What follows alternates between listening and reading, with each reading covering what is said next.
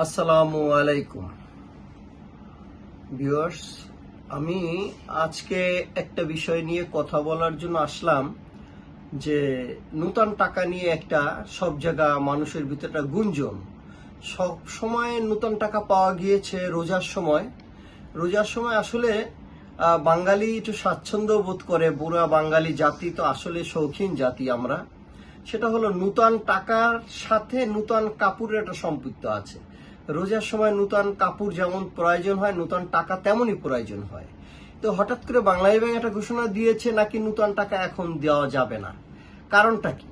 নূতন টাকার ব্যাপারে অনেকে বলেছে মুজিবের মাথা অর্থাৎ বঙ্গবন্ধুর ছবি দেওয়া যে টাকা, এই টাকাগুলো নাকি হিউজ পরিমাণ ছাড়া হচ্ছে। হ্যাঁ, বঙ্গবন্ধুর ছবি ছাড়া তো কোনো টাকা নাই, সবগুলোই শেখ মুজিবুর রহমানের মাথা দেওয়া।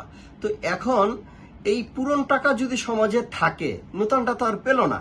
তো নূতন টাকা আবার এটাও শুনেছি বাংলাদেশ ব্যাংক থেকে, এটাও আমরা শুনেছি নূতন টাকা প্রিন্ট হয়ে চলে আসছে। এই টাকাটা কেন দেওয়া হবে না? এটা তো আমাদের ট্যাক্সের টাকা দিয়ে খরচ করেই প্রিন্ট করা হয়েছে। এই টাকাগুলো ছেড়ে দিবে। আবার যখন আমাদের মুজিবের ছবি ছাড়া যে টাকাগুলো আসবে আমার বর্তমান প্রজন্মের যে চিন্তা চেতনা থেকে, ওইটা আবার ছাড়বে, তখন আবার মুজিবের টাকা সব আস্তে আস্তে এটা ক্লোজ হয়ে যাবে। এটাই তো নিয়ম। তো এই কথাটা কেন বাংলাদেশ ব্যাংক বলতে পারলো না? এই কথা কেন গভর্নর সাহেব, কেন কারেন্সি অফিসার, তাদের উদ্যোগতে এই কথাটা হবে?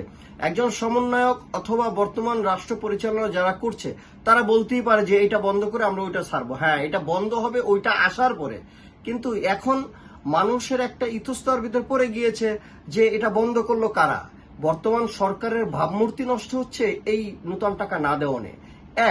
আরেকটা, অনেকে বলে সমন্বয়করা নাকি বলেছেন মুজিবের এটা বন্ধ করতে। হ্যাঁ, বলতেই পারে, এটা বলা তাদের অধিকার আছে, সঠিকই বলেছে। হ্যাঁ, বন্ধ হবে নূতনটা আসার পরে আপনারা পর্যায়ক্রমে বন্ধ করে দিবেন, এটাই তো নিয়ম। এভাবেই তো অর্থনীতি চলে।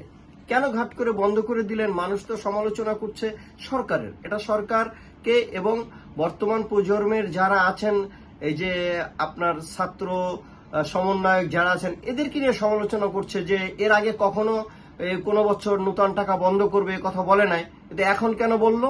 তাহলে এটা সরকারকে, তার মানে সরকারের ভাবমূর্তি নষ্ট হচ্ছে।